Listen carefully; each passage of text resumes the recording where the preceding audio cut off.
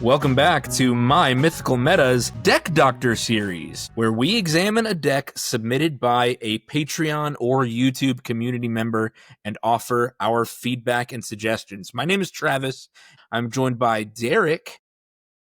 Hello. And my brother Benjamin. Hello. Tonight's Metapod shout out goes to Anthony. Man, Anthony, thank you so much for joining our Metapod community on YouTube. Anthony submitted for us a deck with Multani, Yavimaya's avatar at the helm. An awesome, huge power creature. I think Anthony sensed that, we were hungry for green Stompy. We were ready for something big, powerful, and green to grace our screens, and we've got it. Another bit of luck that came our way is that this commander has had its way with us in the past. I don't know if I'd say it that way.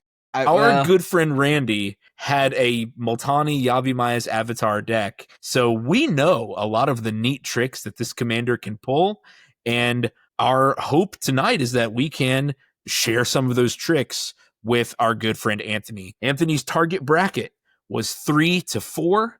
And his target budget is $250. We went over. Over just a little bit, Anthony. You'll have to forgive us. When we get to the card, there's one card that's $30 to $40 that could be cut. We'll tell you when you get there if you don't already have one, and you'll be well under budget. That's right. Listeners, you too can join our Patreon or our YouTube full hardness Metapod community, and you can have your deck reviewed. You can go to patreon.com/mymythicalmeta, or you can find anywhere that our videos or channel are playing on YouTube, and you can click join. The full hardness Metapod tier is $3.99 a month. Our Patreon is an even $4 a month. So approximately the same price no matter which way you're going, and the same perks for both. If you want to follow along with our review and the changes we made to the deck, the link to the deck is in the show notes. The cards we removed are in the sideboard category. So those were the cards that were originally in the deck, and they do not count toward the deck size or price. The cards that we added have 2 categories, and one of those categories is called new. So as you're sorting, you can either have them sorted by their purposes within the deck, things like card draw, ramp, whatever, or you can just say, what were the new cards? And you can sort it by that category as well. We always think it's important when we're giving feedback to address the things that we liked already. We want to talk about the strengths that Anthony had built into his deck before we even touched it. And like I said, we've seen Multani before. About half of this deck was what we expected and what we know is already good in a Multani deck. Multani Yavimaya's avatar costs 6. It has both reach and trample. It starts as a 0/0, but it gets +1/+1 for each land you control and each land in your graveyard. Another thing cool about Multani is that it has its own recursion built in. You can pay 2, return 2 lands you control to your hand, and you can return Multani from graveyard to hand. So Multani gets around that repeated commander tax over and over again. If you just pay the 2, return the lands, you can get Multani directly back to your hand. Benjamin, talk about the things that we liked already in this deck, the things that Anthony already had figured out. So Anthony definitely figured out that Multani wants lots of lands pulled out of your deck and put them in the graveyard or on the battlefield. He had, I think it was 29 ramp cards. Although we trimmed that, we think that's definitely the right way to go to really boost Multani. And in his ramp package, or in his land package, he had lots of fetch lands, which is exactly the right way to go with Multani, with where you play a fetch like Fabled Passage and immediately crack it for a forest, and now you've just boosted Multani twice with your land drop.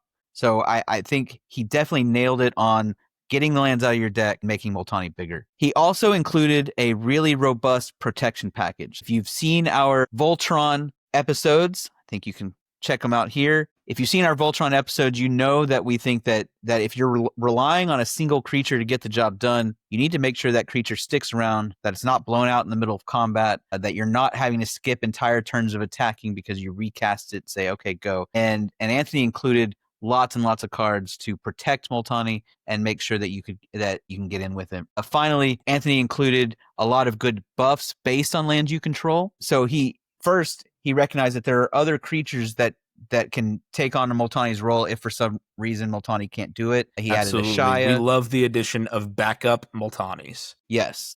Yeah. And then he had cards that buffed based on the number of lands you control too, such as the best one, Primal Bellow. Staff of Titania. Staff of Titania. Those were good cards that were included to help get that last bit of damage in and kill your opponents. We also like the number of lands.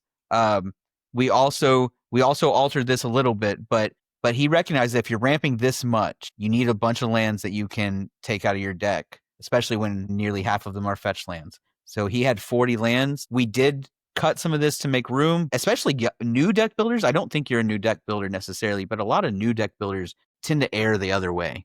Yep.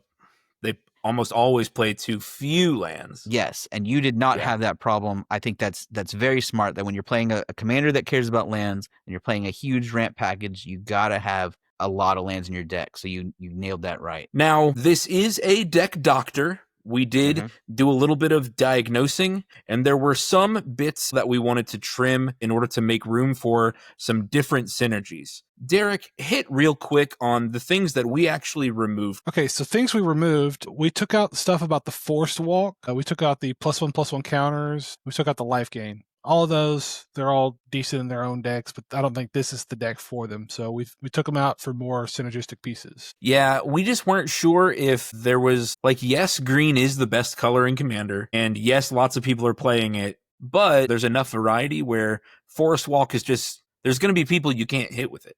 And so we just weren't sure if the Forest Walk was worth it. Yeah, and Multani has built-in trample, so you didn't need to go too deep into additional unblockable. Exactly. Yeah. So for the remainder of our deck doctor, we're going to look at each of our main deck building categories, and we're going to start with the cards that we already loved, the cards that were good in the deck. And then we're going to hit on a few specific cards that we added in. As we go through the new added cards, we are not going to go through every single new added card. We also are not going to read out every single ability of every single card.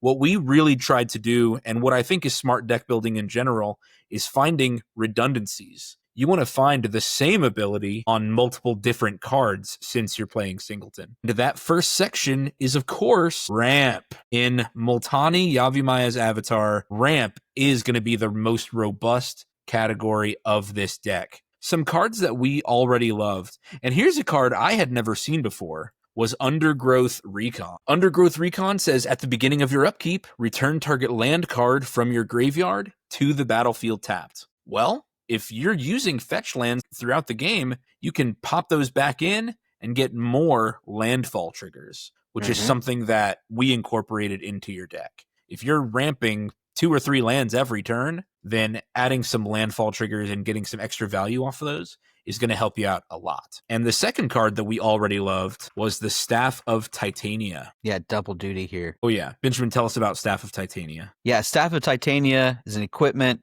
that says the equipped creature gets +X/+X, where X is the number of force you control, and whenever you attack, you can create a 1/1 green forest dryad land creature token. So it basically can turn any creature into another Multani by ramping them by the number of force you have in play, but it's also creating force that will pump Multani. If you stack it on Multani, real easy to get Multani out of hand. It's actually pumping Multani +2/+2 when Multani attacks. It's very good both as ramp and as finisher. So I think for the record, Multani cares about lands, any land, and then Staff of Titania counts as just forest. That's correct. Yes. Yeah. So these were cards that we already loved. There were some changes we made and cards that we removed. We removed Mana Dorks. We removed Llanowar Elves, Findhorn Elves, and we removed those because you want your ramp in the form of lands. Whenever you ramp, you want a land from your deck onto the battlefield so that Multani gets bigger. And here's another card we removed that might surprise you. Crop Rotation. But Travis, why are we removing Crop Rotation? This is a game changer card. It's so powerful. Well, Anthony had asked us to stick with a budget of $250. We realized that in the land base that we finished up with, there's nothing worth tutoring out. Like, they're good. They're certainly good. Like the fetch lands and the lands that we added to increase the card draw, but nothing that warrants an entire bracket increase. That's what we felt. We also cut Seedborn Muse. This was the other game changer that you had in your deck, but in our opinion, the pseudo vigilance that comes from it wasn't worth it either, and the deck didn't have enough mana sinks or things to do with the mana where we think you'd actually be running out and needing to untap. Is there anything, Benjamin or Derek, y'all want to add about removing Crop Rotation or Seedborn Muse? Well, we did end up adding some mana sinks that weren't there before, and we added, I think, a few more instants, but they're all cheap. If you want to hold up 3 mana for other people's turn, it's easy enough to do with the ramp package as it exists, instead of spending a 5 mana card to get that mana back. And again, I think you're right. You'll see the deck as we built it has no game changers in it, so you can play it in lower brackets if you choose to. I think it would not be fair to play it with the precons or the bracket 2s, but Architect looks at it and says there's no game changers here, and they classified it as bracket 2. So don't pub stomp. Check out this video about why that's bad. But yeah, it just wasn't worth the cost, both in money and mana, for the effect. Yeah.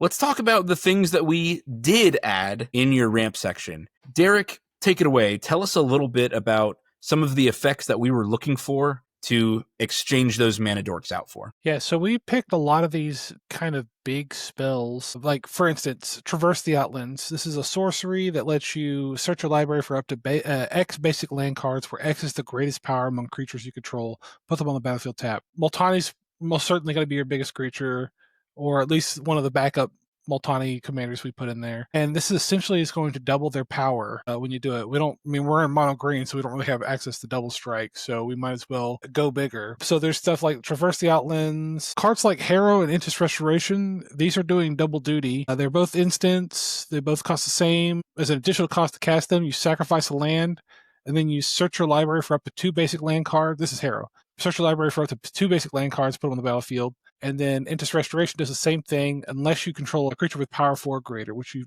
probably will. And instead you get 3 land cards. So your Multani cares about lands in the graveyard and on the battlefield. So you're going to kind of double dip and sure, you're losing 1 mana, but you're gaining 1+1/+1 on Multani with those. And then they're bringing in more mana to replace it. Yeah, absolutely. One thing that we added a bunch of was cards like Nature's Lore. Mm-hmm. There are 5 or 6 cards that have very similar effects for this cost. 1 in a green, search your library for, in Nature's Lore's case, a forest, put it on the battlefield. There's Rampant Growth, which searches for a basic land for the same price, put it on the battlefield tapped. There's 3 visits, there's Sakura Tribe Elder. Sakura Tribe Elder, absolutely. So there's lots of things for this price, green and 1, to add lands to the battlefield. We added a lot of those. And then there was one that we noticed you were missing. What? Yeah. A Soul Ring. Your deck was missing a Soul Ring. Now,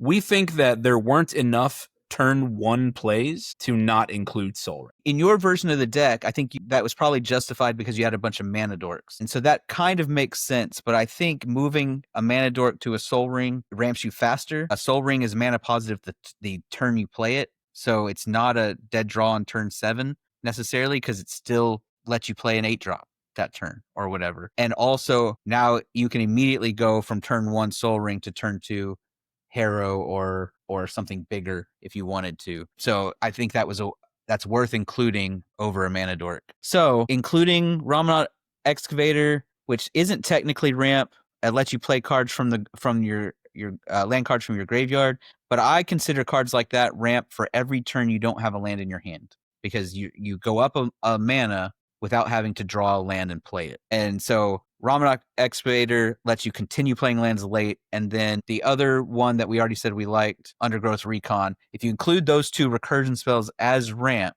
then we retained 20 ramp spells, which is twice the number that we normally say to include. But for a deck like this one, it's well worth it. We did take 9 of your ramp spells and put them in other places where they were lacking. The main one being card draw. I think we should talk about card draw and what we did to improve that section of this deck. And I really want to point out here how important card draw is in any ramp deck. If your deck is focused on making a lot of mana, and your commander does not have a mana sink on it, then you must have a robust card draw package, because otherwise you're going to play out your hand, which maybe had 5 live cards in it, and then you're going to sit there and twiddle your thumbs, and Multani's maybe going to get 1 bigger every turn when you draw and play a land and have nothing else to do, and you're not doing anything else. You're going to fall behind, and that's going to feel weird when you're sitting there with 9 lands and a 9/9 commander and feel like you're falling behind, but that's exactly what's happening, because they can play their 2-mana removal spell and their commander, and you just replay your commander, and they're drawing cards. They can keep killing your commander while they develop your board, and you can't compete with that. So it's very, very important that you have something to spend your mana on every turn, or else you're just ramping into nothing. So we definitely boosted that section here. Yeah, the card draw category was very slim. When we looked at the deck for the first time, we noticed only 2 cards that were designated as card draw. So we added a ton more. I think we ended up with 12, 11.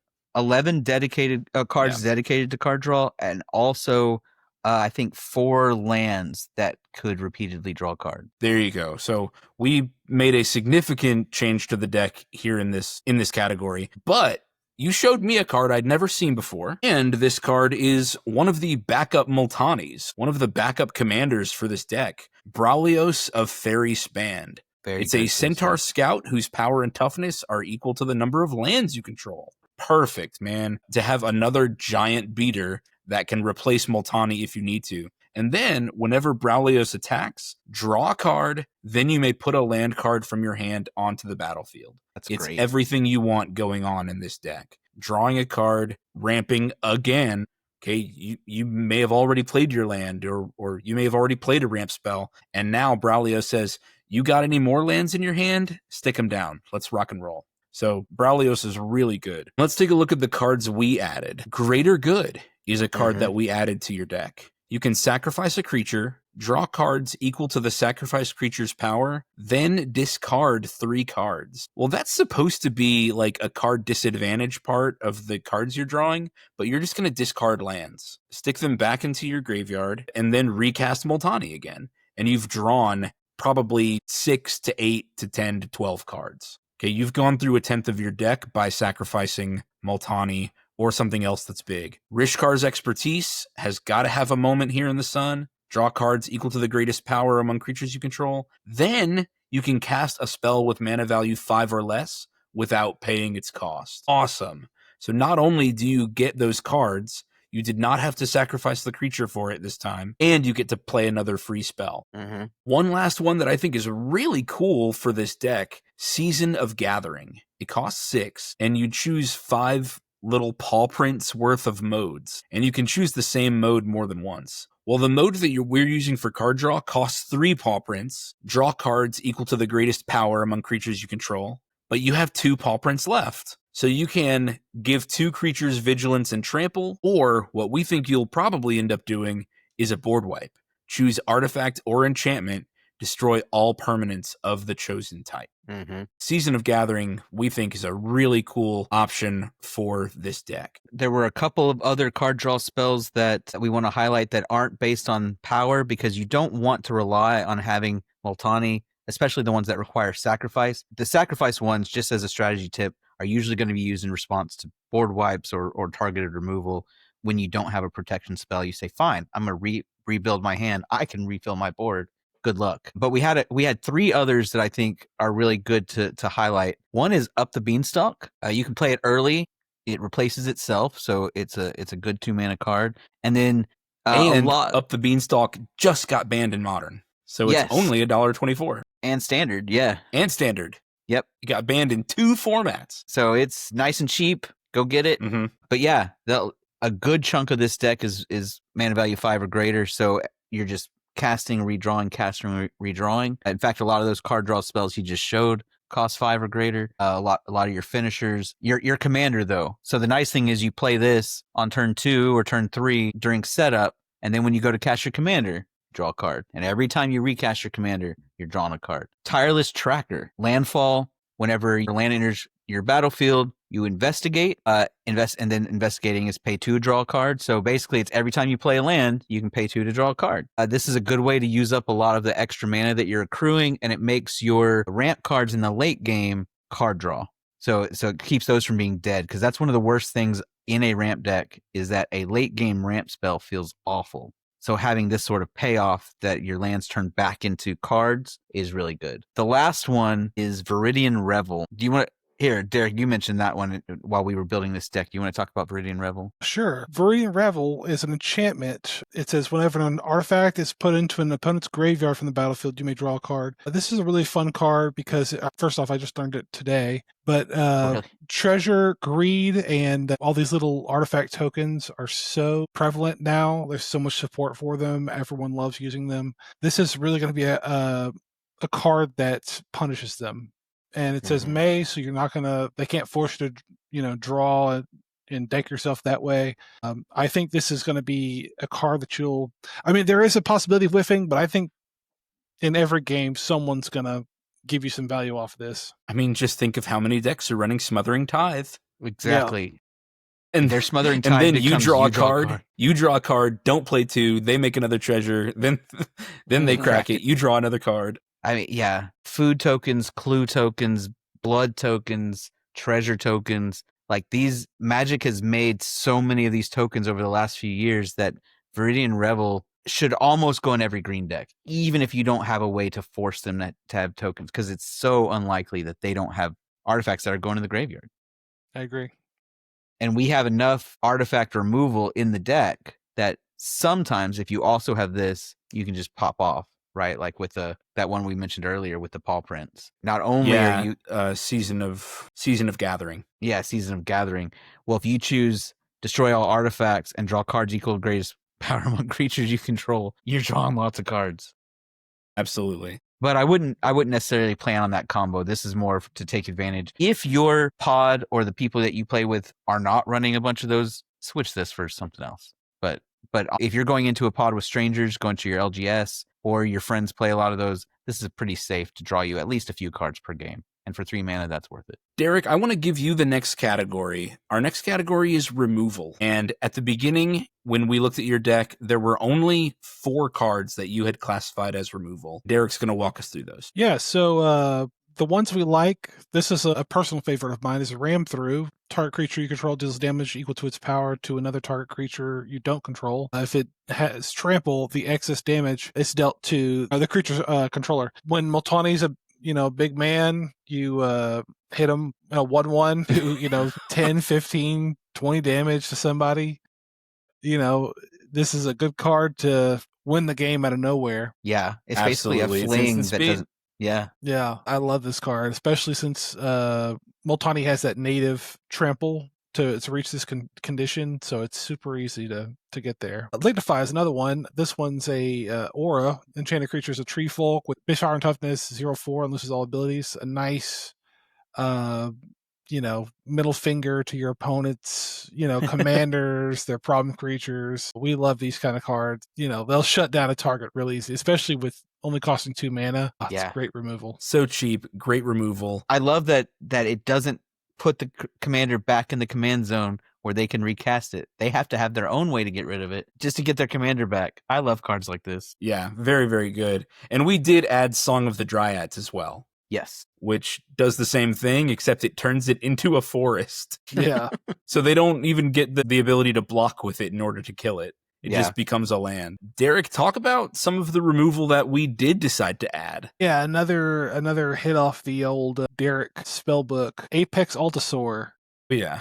Big dinosaur, costs 9, enters, it starts fighting, and when it takes damage, it starts fighting some more. And it's a 10/10, so it just goes absolutely crazy. You just start picking off, everything you need to, enough to where you don't need to kill it, and you save, you attack. I mean, it's 10 damage, the 4th of their life on a good day, so they should probably block, and that starts the fight chain all over again. So that one can really get out of hand if no one deals with it. And then we added Bow of Nylea. Attacking creatures you control have Death Touch. We thought the Death Touch idea was so good, we wanted to add a little bit more. This one with the trample, death touch on Multani, it's really going to let him get through a lot of junk. And they're going to have to, block. Otherwise, they're going to take a lot of damage the way the death touch and trample mechanics worked with the other together. And then it's got an extra ability where you can pay 2 and tap it to put a +1/+1 counter on target creature, or the bow deals 2 damage to target creature with flying, or you gain 3 life, or put up to 4 target cards from your graveyard on the bottom of your library in any order. So you got some options here. Yeah, very flexible. Yes, that's my biggest preach is find cards that can do multiple things. Sure. And then lastly, we have Oldenwald Tracker. He's just a 1 green for a 1/1 guy that has an ability that says 2 tap target creature you control fights in the target creature. If you don't have Apex Assaultosaur, we have Multani and all the backup Multanis to just absolutely whoop ass with fighting. Unless they have like Death Touch or something like that, you should be winning every single fight. Yeah. Derek, there's one more that you suggested. This board wipe. The last one, this one's kind of maybe a feel bad card, maybe check with your meta. I don't It's feel bad. Wave of Vitriol. It's a green 5 sorcery. Each player sacrifices all artifacts, enchantments, and non-basic lands he or she controls. For each land sacrificed this way, its controller may search his or her library for a basic land card and put it on the battlefield tap.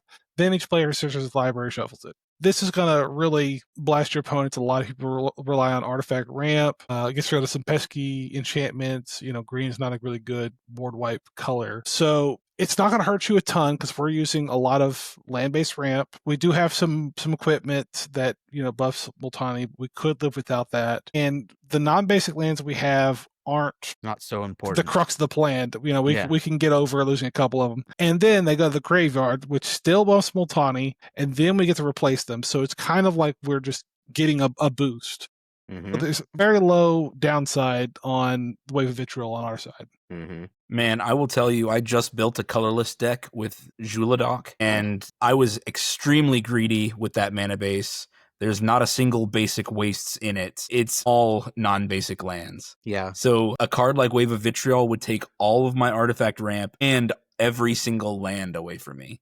What's great about Wave of Vitriol is that it actually scales with the brackets. So yeah, absolutely. When you're in bracket 4, where people are playing expensive mana bases, your mana crypts involved, all Moxes and stuff like that. Yeah, it gets rid of all of that, all the non-basic lands, and I see it. I see it in our meta. I see it when we go play at LGSs. Greedy mana bases everywhere, and you just go get your forests. I mean, this deck is designed such that Multani can win on its own without any of the buffs you've added. The buffs help. They help you close faster, but Wave of Vitriol will clear the path for you to get in, and it gets rid of the things that are maybe keeping you from attacking, like a Ghostly like a Prison or Yeah.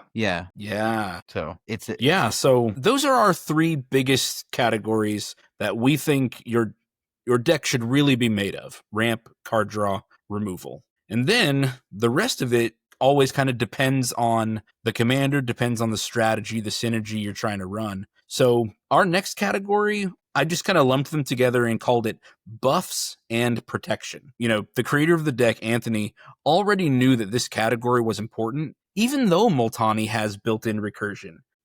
That built-in recursion costs 8 mana and takes 2 lands off the battlefield. If we can prevent death from happening, we should, in order to save that mana. You had several cards that we liked, some cards we had never seen before, and I love the opportunity to find these new cards. You introduced us to Fortitude. I think all 3 of us had never seen this before. Yeah. It's an enchantment aura for 1 and a green. When Fortitude is put into a graveyard from play, return Fortitude to its owner's hand. You can sacrifice a forest to regenerate the enchanted creature. This is so cool because Multani is going to be able to retain all of its power and then be protected from a destruction effect. That is really awesome. Triggers anything that cares about your lands in the graveyard because you're going to be able to get those back, or Multani is still going to be able to see them. One of my favorite cards in here was Alpha Authority. Just give Multani hexproof and then really take advantage of Multani's trample by saying it can only be blocked by 1 creature. Can't be blocked by more than 1 creature. It's awesome. Basically playing Alpha Authority when they don't have a response could win you the game because it's almost unblockable. Basically, they can block with the biggest toughness they have, and everything else is getting through, and they can't target it to stop it from swinging. It's really good. I like this inclusion in your deck. Derek, you pick one. I Or like two. Vessel's Collar. It's just a real simple equipment. Costs 1, equips for 2. Equipped creature has Death Touch and Lifelink. We've talked about it on our Voltron episode that, Death Touch is like kind of an offensive ability. Well, it could be defensive. And then Lifelink kind of gives you that buff, that barrier to, you swing with impunity, get that life shield up so that way you could take more hits because, your big guy is tapped and can't block. Mm-hmm. Derek, go ahead and do Sereth also. This is a lady I put in my Thrun deck. Yeah. Sereth, the Viper's Fang. She costs 4, 3/4. Other tapped creatures you control have Death Touch. Untapped creatures you control have Hexproof. And then you can do 1 tap, untap another target creature or land you control. She can keep kind of little mind games. We're planning on having extra mana to save up, and if we've got her on the field untapped, she can untap Multani at instant speed, maybe catch someone who attacked kind of recklessly and get something good, or we can save Multani at instant speed this way. And then also, when Multani attacks, it's going to let us get in even easier with Death Touch. Because of the Death Touch trample combination. We liked that you included Death Touch in this deck for sure because it works so perfectly with trample. There's one more that you already added, and it's perfect because it does multiple things. Collective Resistance. This is both a removal card and a protection card. 1 and a green, but you can escalate for a green. So you can choose 1, but you can also choose more modes if you pay more green. You can destroy target artifact, you can destroy target enchantment, you can give target creature hexproof and indestructible. A great way to protect Multani and take 2 things out with them. Somebody's really going to feel stupid when they target Multani with something, and you not only protect it, but also take out 2 of their things for their gall. For them trying to take out Multani, you're going to say you really should not have done that. This is definitely a Derek versus Randy card. Yes. Is that right, Derek? Yeah. Get baited. Randy, don't you dare target Multani. And he says, well, now I'm gonna. So those were the cards that you already had. We did decide to add a few more. Talk about Belt of Giant Strength. You found that one. I thought it was brilliant. This was really cool. Belt of Giant Strength. It costs 1 and a green. Equipped creature has base power and toughness 10/10. Its equip cost is 10. What? That's crazy. That costs so much. Well, this ability costs less depending on the power of the creature it targets. Now, the cool thing about Multani is that Multani is a 0/0. If you change its base power and toughness to 10/10, you are literally giving it a +10/+10 buff in addition to the number of lands you controlled. And if Multani is already powerful enough, if you have 6 lands out, then it only costs 1 and a green plus whatever leftover mana you need for the equip cost. And based on our experience with Multani in our past, in our meta, this equip cost is probably going to be free a lot of the time. Mm-hmm. 8 out of 10 times. Yeah. Green and 1, and then probably 80% of the time you just pop it on Multani for free. Yeah, and give it +10/+10. And give it +10/+10. Which likely means you're going from 10 or 11 to 20 or 21. There you go. That's the game. And your opponents are just staring down the barrel of an angry Multani. We did include Blackblade Reforged. I think this is just one of the best cards for this buff per land effect because it costs 2 to enter and 3 to equip to a legendary creature. It's just so mana efficient for the buff that you are likely to get in this deck because of all the ramp you've been doing. Benjamin, you pick one. All right. So one of my pet cards in this deck, and this is the one I mentioned earlier, that you could cut if you felt like it was too much, and that's Scape Shift. Scape Shift could be ramp. You can consider it ramp. If you go fetch one of the lands that gets you more than 1 land, go get yourself a... New Capenna lands, the fetch lands? Well, that wouldn't be ramp for that. But if you can go get yourself a Blighted Woodland, you can use this to sculpt your land board. But really what you're going to do is this is a finisher for 4 mana, right? Let's say it's turn 7, you have 7 lands in play. Mm-hmm. You played Multani on turn 6. You haven't ramped at all. This is a miserable game.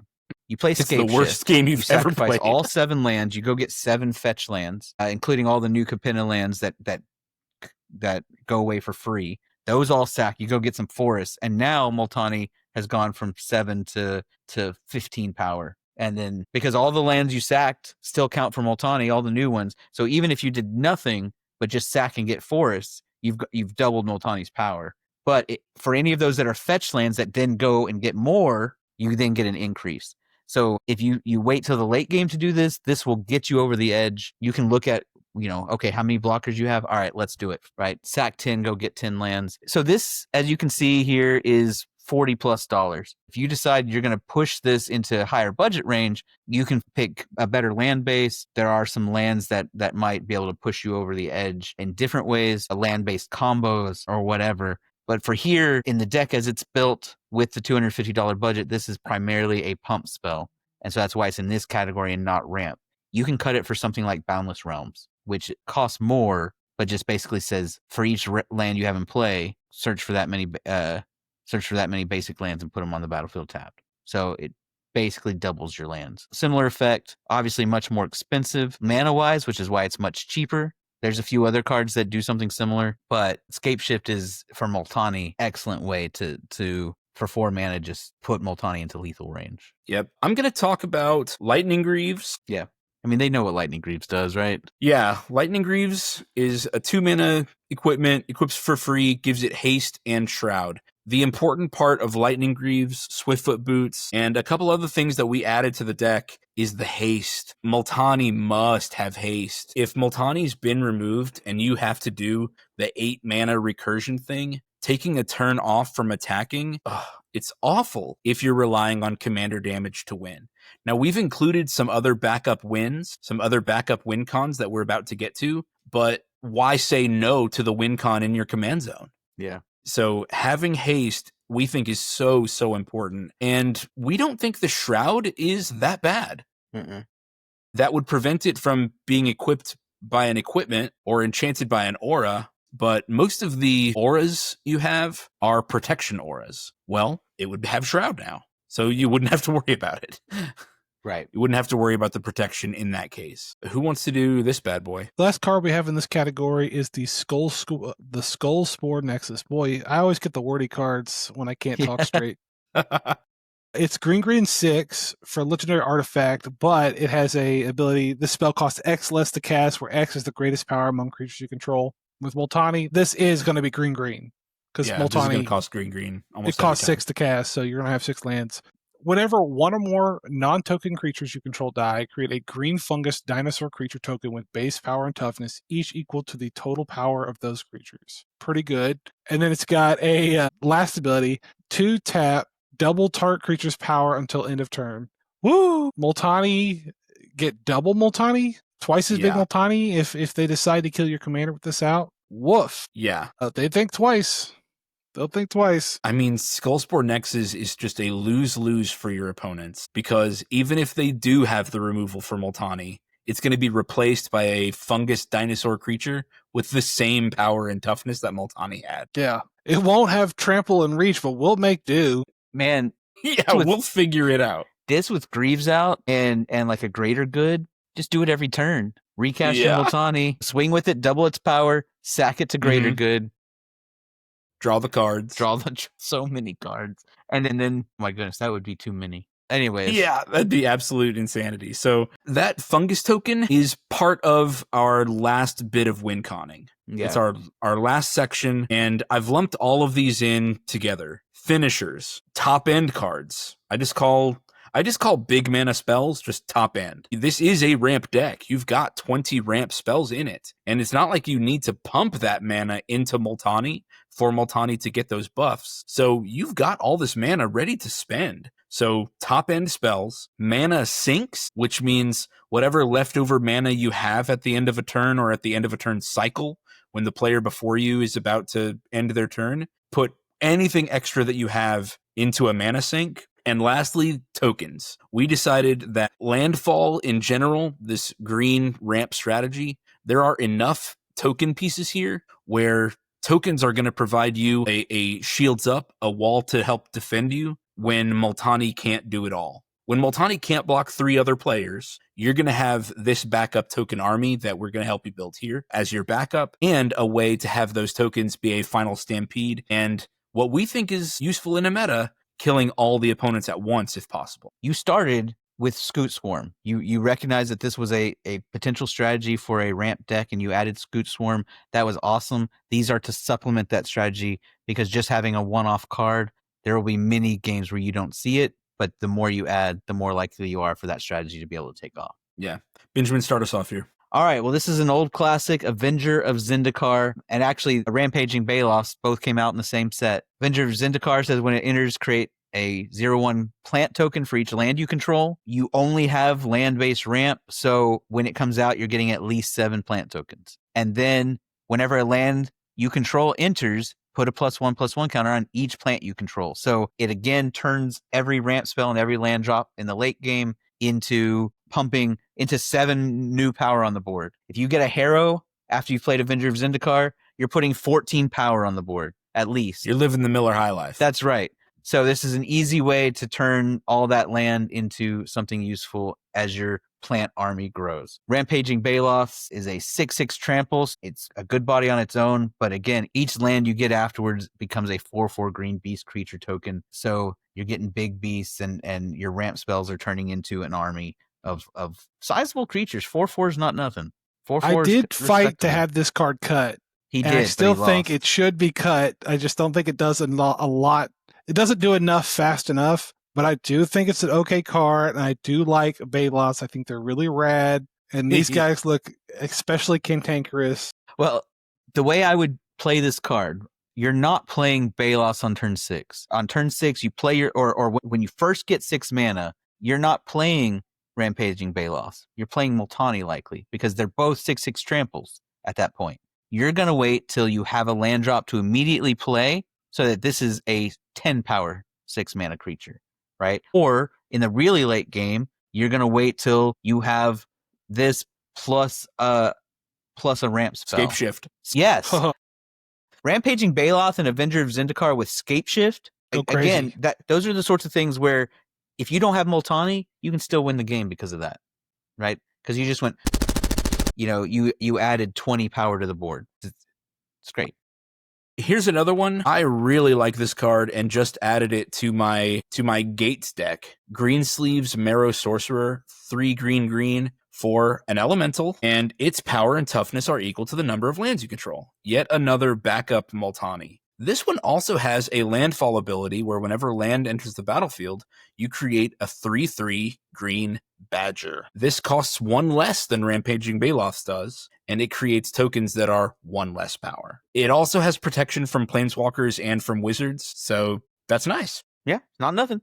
Benjamin, do Ant Queen. So Ant Queen's an older card that I don't see making it into a lot of commander decks. But we thought if you had a token theme or a token sub theme and you needed a mana sink, because you're just going to be so many turns where you're holding up protection and then no one targets Multani, or you ramped more than you drew, pump it all into Ant Queen, fill up your battlefield with 1/1s where they can't get around them. Right, you just swarm too big. It's great on defense. I think we looked and we think this is the best rate of mana sink turning into tokens. So 2 mana get you a 1/1 with no card commitment. We thought that was a good deal.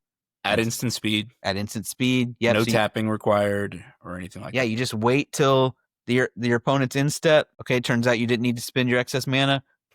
Add 4 tokens to the board. Untap, they're ready to go. Or stay back for. Yeah, this was before they started doing things like activate only as a sorcery. Yeah. Mm-hmm.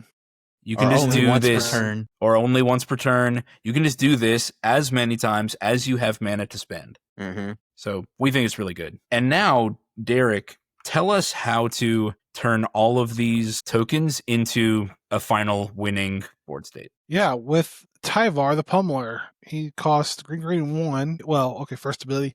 Tap another untapped creature you control. Tyvar the Pummeler gains indestructible until end of turn. Tap it. That's fine. That's cool. But he's got an overrun ability, which is green 3, no tapping required. Creatures you control get +X +S until end of turn, where X is the greatest power among creatures you control. So if you've got a lot of mana, I mean, if you've got 10 mana, let's make them, make a Multani Make 3 every times as creature big. a +30/+30. Yeah, go crazy, go stupid. I mean, if you've got 10 mana, that means because of the way the deck is built, that means you have 10 lands. So Multani is at least a 10/10. So you give them Yeah. everything +20/+20. Yeah, I mean, this is an awesome way to turn even your 1/1 insect creature tokens into Multanis. Yeah. And to turn Multani into double the size of a Multani. Yeah. Like, I mean- you have a giant tree that's just ready to bash face, and now all of your creatures are a giant tree ready to bash face. Mm-hmm. An interesting strategy tip with Tyvar is it's real easy to sandbag Tyvar because you can both play and activate the ability for just 8 mana, which is, I mean, you're getting there with this. You just wait till Multani is, say, an 11/11, and then you play and activate Tyvar and swing for 22 with Multani. They may not be ready for that. They may think, oh, it's 11, I got 2 turns. And now it's, nope, you're dead. You know what? I said it was triple power, but if Multani's 10 power, use it one time, it's 20, and then now X is 20, it goes to You're 40, right. so it It's quadruples. Yeah. Beautiful. I had never seen Tyvar before either, and he was in Duskmourn, I guess. Yeah. Our last section is lands. Now, obviously, the huge majority is just forests. Turns out basic lands are good.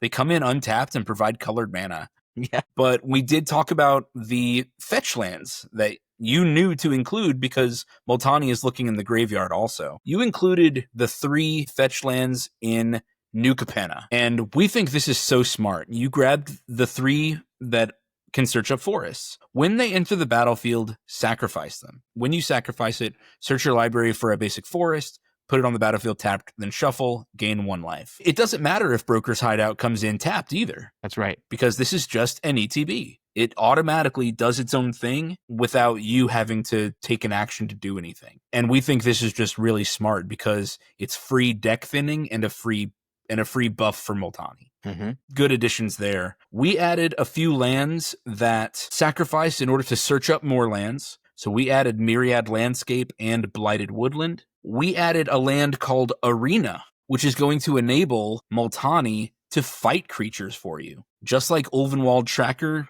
did in our removal section, this is a land that's going to let you have Multani fight and remove opponents' creatures. Now, Benjamin actually pointed out how to use this card to me because I had misread it.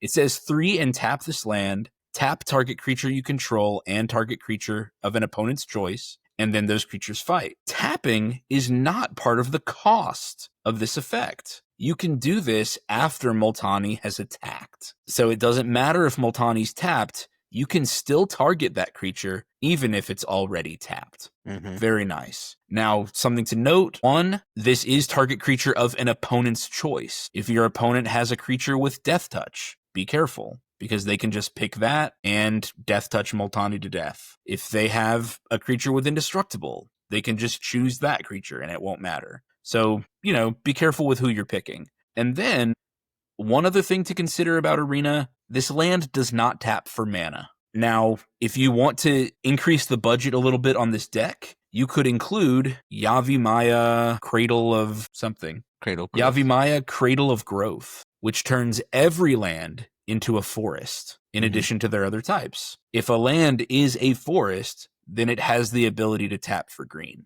This would also be good for things like Staff of Titania, who's looking for forests. If you have any of these non-basic lands that are not forests, it would count for that too. We included a few lands that are going to supplement your draw package. Yeah. Here's War Room. It's the best one. Yeah, So War good. Room is so good. It taps for colorless mana and comes in untapped. You can pay 3, tap it, and pay life equal to the number of colors in your commander's color identity. So pay 1 life. Draw a card. So you can pay 3, tap this, pay 1 life, draw a card.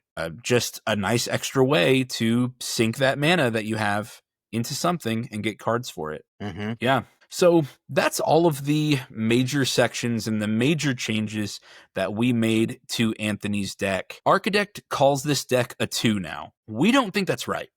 No. It's at least We don't a think 3. that's right. Yeah. we think this deck is at least a 3. You have a very resilient, very powerful commander here, and a deck that is ready to take that power and go over the top with it and push it into your opponent's faces. I do think it would be weak in a 4 bracket. I think that the budget constraints prevent, like, if I was going to take this into a 4, I'd be playing Vorinclex and Hall of Gemstones and probably some Wasteland, Strip Mine. What's the land that taps for 2 mana? Probably Misty Rainforest. Oh yeah, all the better fetch lands that the come better in fetch untapped. lands. You talking about Ancient Tomb? Yeah, I was talking about Ancient Tomb. Yeah, this could definitely be pushed higher with a bigger budget, but for $250, I think it's pretty good. It's going to win lots of bracket 3 games. And be very, very hard for your opponents to stop. Yeah. Well, the deck's only going to get you so far. As a Voltron deck, That's you're going to true. also have to play your opponents politically and mentally. Mm-hmm. Yeah. Every time you have Multani in an attack position, ask your opponents what they'll give you for another turn. That's right. I think we should do an episode on politics soon. Yeah, we've had a request for it. To what lengths do we take our politicking, and what do we think is acceptable with strangers too? Right. But I think what you said is exactly right. You have a lethal Multani. Everyone's desperate for an extra turn. Hey, what do you got for me? Don't do it for nothing. Anthony, we so appreciate your patronage to the show. Yes. It means so much to us. It makes us feel more confident that what we're doing is connecting with people. And we hope that the deck we doctored today has given you some confidence. You have created something that, with a little help and with a little guidance, we think is really powerful, and you got us there with the path that you started us on with your cards. This is the kind of thing we do in our group chat, in our meta. We talk about the decks we're building, we ask for advice, and then we play that deck against each other. And we talk about the choices that we made. And we can be that for you in the Discord. And listeners, if you need help playing Magic, if you need help playing Magic, our Discord is here for you, for our patrons and for our Metapod members on YouTube. Those members still gain access to our Discord. We're miracle workers. Hey, and all of that is not to mention the marriages we have saved. So my favorite thing about doing this show, three marriages saved and counting. Sure. Thank you, Anthony. Thank you, listeners, for hanging out with us while we deck doctored Multani, Yavimaya's avatar. And Benjamin, Derek, thank you guys for being my great friends. Adios. Hey, guys. This episode was sponsored by Eldorado Gaming. Use the promo code META for 10% off your order. Please like, comment, subscribe, and share. This episode was edited by me, Travis Konishek, and our intro and outro music is by Tyler Heath of the Oh Hellos.